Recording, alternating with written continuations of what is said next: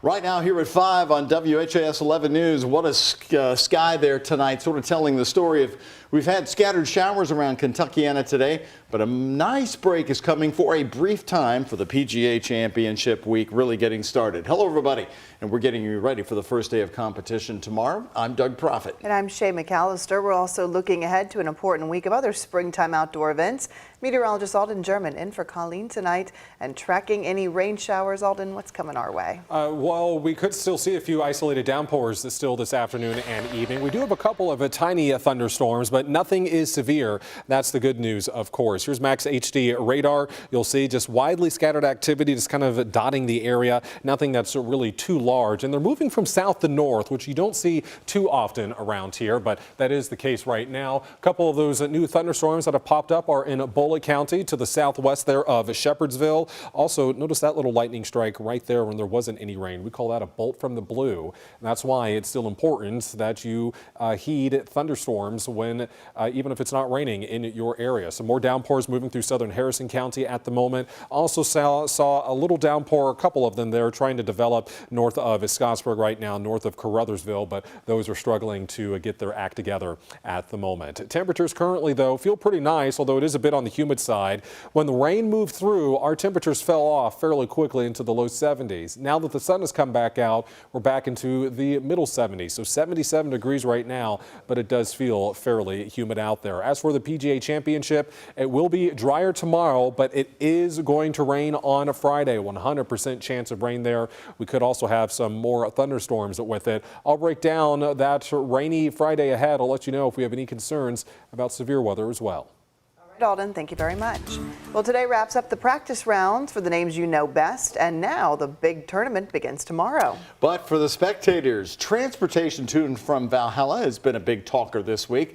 Not just the shuttles from the fairgrounds, but spectators trying to park at homes nearby. But are they allowed to walk in? The authorities have been saying no, but we're learning there's one man where police are letting people get right through.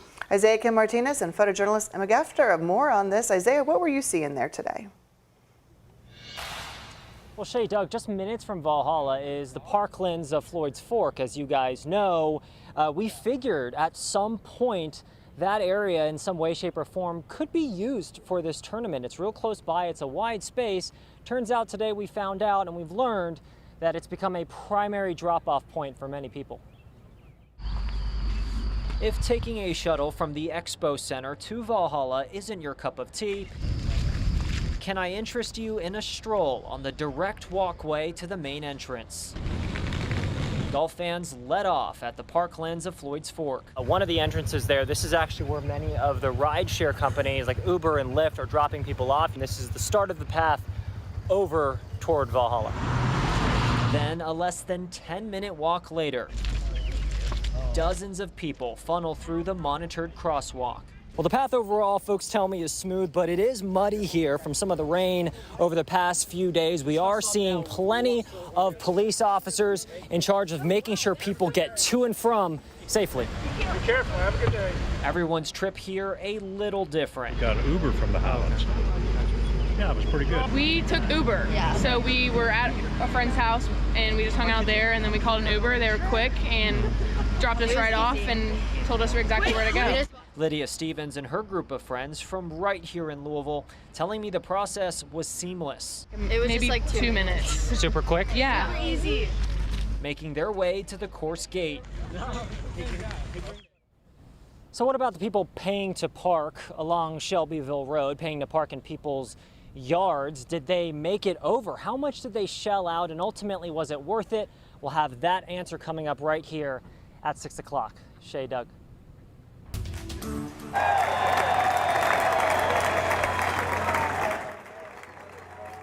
10 years ago, it was Rory McIlroy's year in Louisville, winning the PGA Championship right here at Valhalla, the year 2014. Now the Irishman's coming off a major victory, winning the Wells Fargo Championship in North Carolina just this past weekend. Tomorrow will start his 36th major championship since the last time he lifted the Wanamaker Trophy. But right now, Rory McIlroy's personal life has been taking up the spotlight even more than his golf performances. Sports director Kent Spencer heard from the pro today. So Kent, what do you think? Is the situation in his personal life going to have any impact on his play this weekend?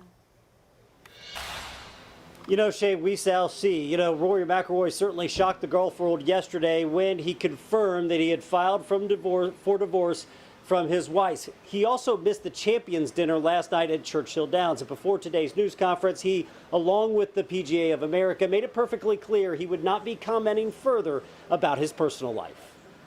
I'm ready to play this week. Rory McIlroy was straight and to the point when asked how he was doing. This coming a day after he confirmed he has filed for divorce from his wife. This is the first time today I was on the golf course since 10 years ago, so it was good to refamiliarize myself with the place. 10 years ago, McIlroy won his 4th major championship here at Valhalla.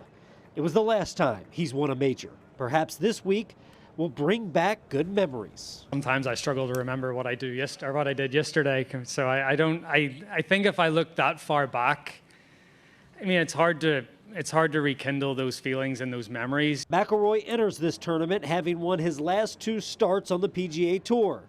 His game is really good at the right time.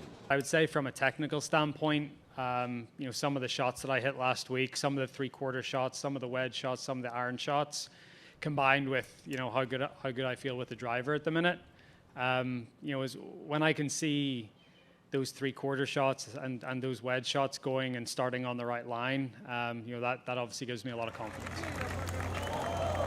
But is it good enough to hoist the Wanamaker Trophy for a 3rd time? I think it's all about confidence and momentum, and I have a lot of confidence and quite a bit of momentum coming into this week. So, as I said at the start, it's just about trying to keep that going. And as I mentioned in the piece, Rory McIlroy has won his 2 previous starts coming into this championship. Why is that significant? Because in 2014, when he won here, he had also won his 2 previous starts before reaching the grounds at Valhalla. He'll go off tomorrow morning at 8:15 alongside Dustin Johnson and Justin Rose. That's at 8:15 off the 10th tee. What a run of players going off the 10th tee tomorrow morning, starting with Justin Thomas's group at 7:53, then Tiger Woods at 8:04, and then Rory McIlroy at 8:15. How about that? Reporting live out at Valhalla, Ken Spencer, WHAS 11 News. All right, Ken, thank you very much. Well, looking at the schedule for the first day of the championship rounds, the shuttle runs from 6 a.m. through 9 p.m. The gates are opening at 6:45 in the morning tomorrow, and the first group will tee off at hole number 1 and 10 at 7:15. Well, you heard Kent talking about the Champions Dinner last night, and it turned out to be quite the photograph. Golf and horse racing combining for the PGA Champions Dinner last night. Take a look right here. The PGA Championship shared this photo of the group at Churchill Downs for the event. And there they are, all the big names posing alongside the Wanamaker Trophy. Past winners including Tiger Woods, Justin Thomas, of course, of Louisville, Phil Mickelson, and there's John Daly. Take a look at the far left with that white beard and colorful jacket. There's John Daly sitting down there. Traditionally, the dinner is hosted by the past year's winner, and that is Brooks Koepka. We'd love your photographs for a full list of first and second round tee times, including Louisville native Justin Thomas teeing off. Just text PGA to the number on your screen, 502-582-7290, and we'll send a link of our special guide right back to your cell phone. Now we're switching gears to a lot more local news happening today. Louisville Metro Police have no suspects in the investigation of an early morning stabbing that happened at a retirement home in Old Louisville today. The victim's identity in this case has not yet been released. It happened in Old Louisville on South 4th Street near the Louisville Memorial Auditorium. That's where our Ian Hardwick spoke with the woman in charge of the nonprofit who's running that retirement home. When I hear somebody getting killed or somebody dying or something like that, it touches my heart. The death of a fellow retiree at Friendship House concerned some residents of the retirement home who said the victim was a woman on the 6th floor. LMPD said someone stabbed her and that EMTs found her body when they arrived. No, I know it wasn't a medical emergency, especially when I saw police cars. I knew there had to be something going on. After 6 hours going through the crime scene, investigators left with armfuls of evidence. Police believe the stabbing happened after 5 in the morning.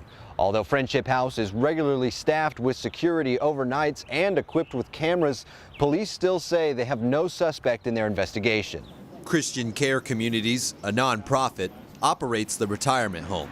Its president and CEO, Mary Lynn Spalding, spent the day helping staff and reassuring residents. Christian Care has a history of 140 years of service. Our residents and our families know us very well, and they know that we're going to take good care of them and do everything we possibly can to keep them safe. Through the late morning, extra security stayed around as evidence collection finished, and the retirement home provided emotional help too. We have a chaplain here on staff that is working very closely with individuals because we provide a lot of spiritual support, and I would ask the community just to continue to keep everyone in this community in their thoughts and prayers. In Old Louisville, Ian Hardwitt, WHAS 11, on your side.